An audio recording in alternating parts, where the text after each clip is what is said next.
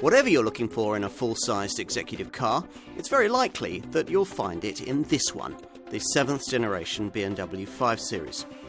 Weight savings and clever new driving technology features have restored this model's traditional leadership in this segment when it comes to drive dynamics.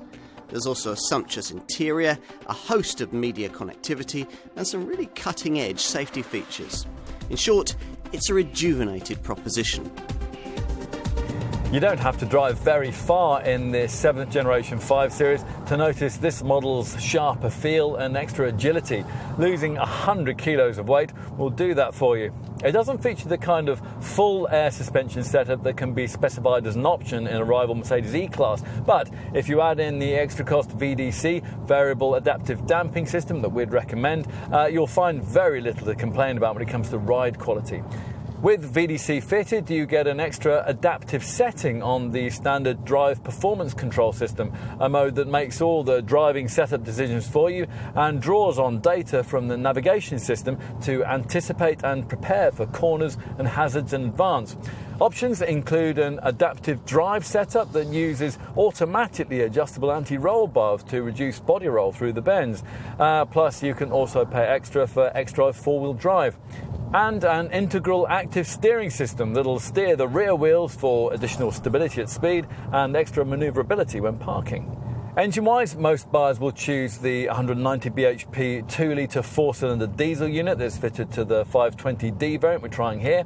In its most frugal, efficient dynamics, guys, this particular 5 is capable of running cost returns that are unbettered in the class. 72.4 mpg on the combined cycle and 102 grams per kilometre of CO2.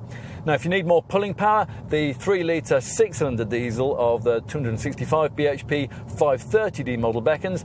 Another 3-litre 6-cylinder unit features at the top of the mainstream petrol engine lineup, namely the 340 bhp power plant that sits beneath the bonnet of the potent 540i variant. The primary 5 Series petrol engine, though, is a 252 bhp 2-litre 4-cylinder unit that's offered in two distinct forms. Now, you get it conventionally in the 530i model, but it also comes mated to a 95 bhp electric motor and a 9.2 kWh lithium-ion battery as part of the plug-in hybrid package provided by the iPerformance 530e derivative. Over nearly half a century of production, there have certainly been moments of note in 5 Series design. The original E12 version of 1972 and the Mark V E60 model of 2003 both come to mind. Overall, though, this car has generally been characterised by the kind of confident but conservative styling that features on this 7th generation G30 version. Now, as expected, this 5 borrows heavily from aesthetic cues established by smaller 3 Series and bigger 7 Series stablemates, and it shares much under the skin with that larger car. The CLAR cluster architecture underpinnings are in fact pretty much the same as you'd find in a 7, although BMW has stopped short of incorporating that pricier model's expensive carbon fibre reinforced carbon core.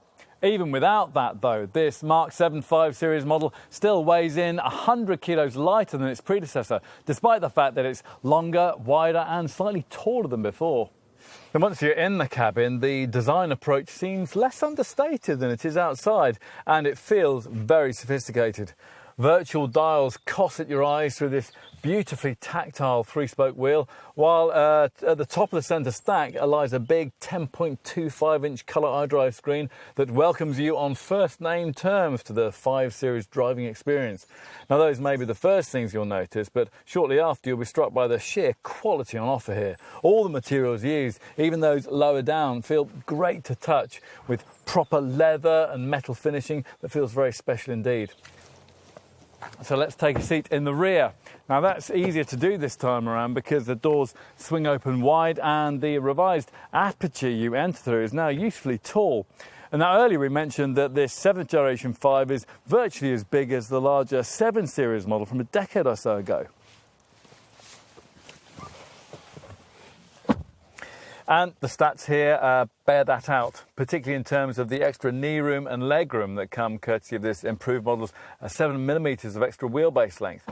So finally, let's raise the aluminium boot lid and have a look at the luggage area. In this saloon model, it boasts a small 10-litre increase in size to 530 litres. That's thanks to the now longer rear overhang.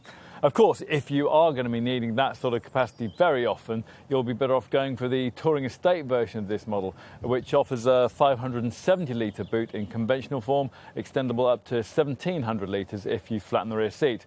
Elsewhere, you may have read or seen that this 7th generation 5 Series has been pronounced as the class leader in the full-sized executive segment. Now, we're not about to disagree with that assessment. A comparable Jaguar XF is lovely to drive, and a rival Mercedes E-Class is technologically advanced and great to ride in. But with a 5 Series, we think you get the best that those two competitors can offer, plus a little bit more. Now, whether you prioritise clever gadgetry, high-tech engineering or sharp running costs in your full-sized executive car, this BMW operates from an agenda that will certainly impress. Conservative styled, it may be. Conservative in outlook, it certainly isn't.